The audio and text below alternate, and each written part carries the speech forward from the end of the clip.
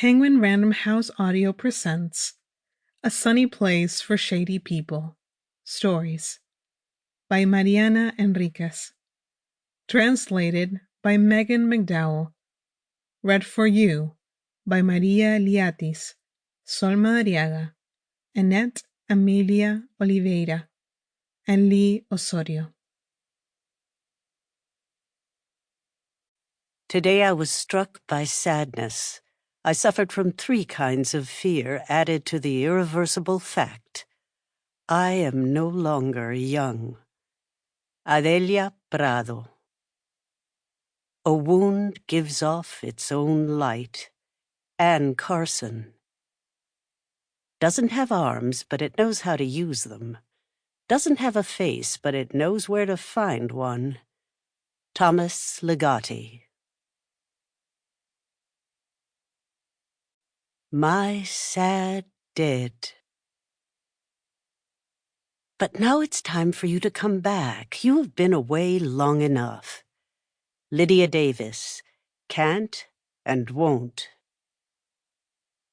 First, I think I should describe the neighborhood, because the neighborhood is where my house is, and my house is where my mother is.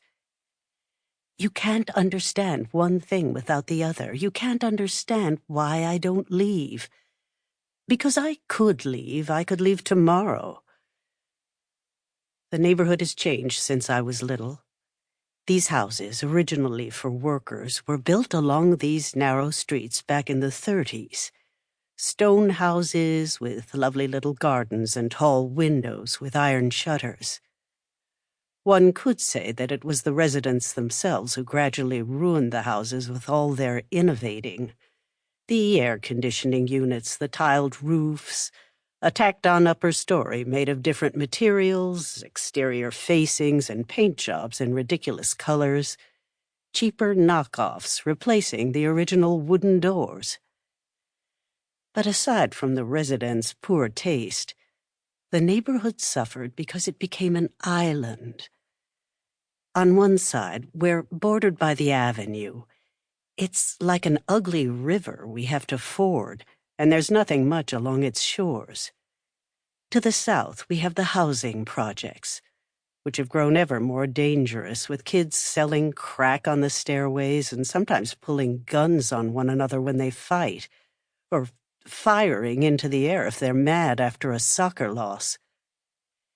To the north is a tract of land that was supposed to be developed into some kind of sports field, but that never happened. And now the area is occupied by very poor houses, the best ones made of concrete blocks, the more precarious ones of tin and cardboard. The housing project and this slum merged to the east of our neighborhood. I understand how things go.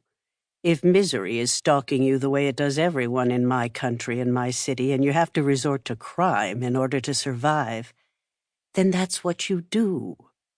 There's more money in crime than in lawful work. In any case, there isn't much lawful work available, not for anyone. And if living a better life entails risk, well, it's a risk many people are willing to take. Few of my neighbors, the inhabitants of this island of little houses built when the world was different, think the way I do. I want to be clear. I get scared sometimes, too. I don't want a stray bullet to hit me either, or my daughter when she, rarely, comes to visit. I don't want to be regularly robbed at the bus stop or whenever I'm in a car waiting at a red light on the corner by the projects. I, too, go home crying when a teenager pulls a knife on me and snatches my phone. But I don't want to kill them all. I don't think they're a bunch of freeloaders and immigrants and miscreants and deadbeats, all expendable and unsalvageable. My ex-husband, who works for an oil company and lives in Patagonia, tells me that the neighbors are just afraid. I tell him that fascism generally starts with fear and then turns into hatred. He tells me I should sell the house and move to the south to be closer to him. We're divorced, but we're friends. We've always been friends. His new wife is delightful.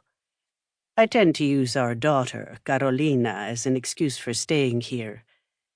But it's just an excuse.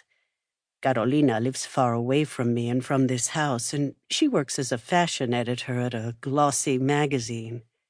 She doesn't need me. I stay because my mother lives here.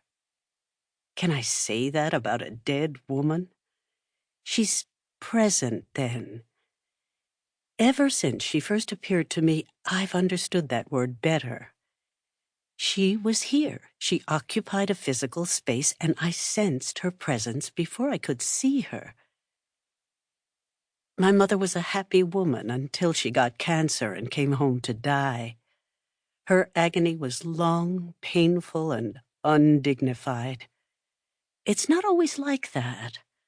The wise patient with bald head and yellowed skin who sits in bed imparting life lessons is a ridiculous romanticization. But it's true that there are people who suffer less. It has to do with physiology and also temperament. My mother was allergic to morphine. She couldn't use it, and we had to resort to other impotent painkillers. She died screaming. A nurse and I did what we could for her. It wasn't much. I'm a doctor, but I haven't worked with patients in a long time. Instead, I do administrative work at a private medical company. At 60, I don't have the energy, patience, or passion for hospital work anymore. Also, it's true, for a long time, I denied. Denial is a powerful drug. A fact that I finally had to come to terms with when my mother appeared. Namely, that ghosts exist, and I can see them. Though they seek me out, I'm not the only one who sees them. In the hospital, the nurses used to go running. I tried to reassure them, saying, "Come now, you're imagining things." It was morning when I first heard my mother scream. Not the wee morning hours under cover of night, but the full-on sunlight of day, so ill-suited to haunting.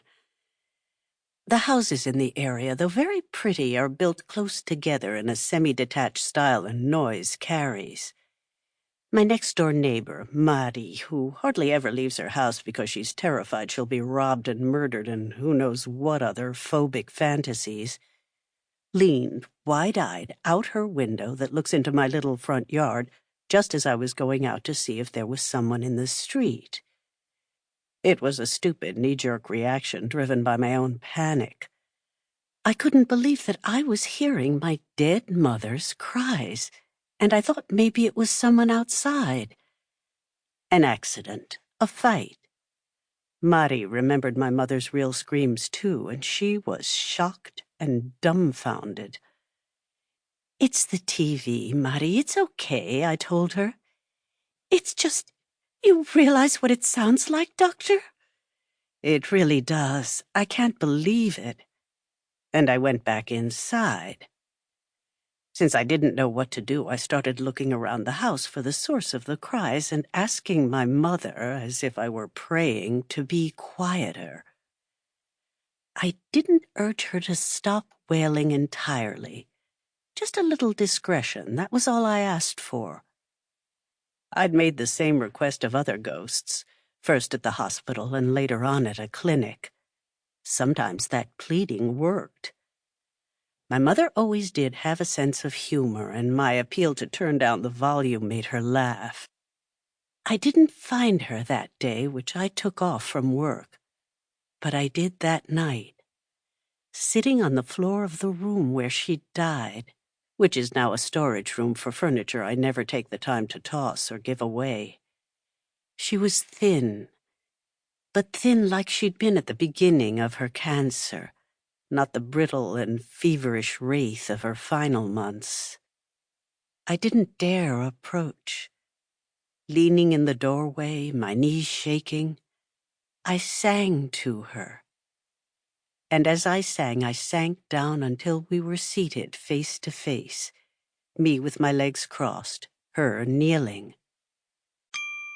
Sample complete. Ready to continue?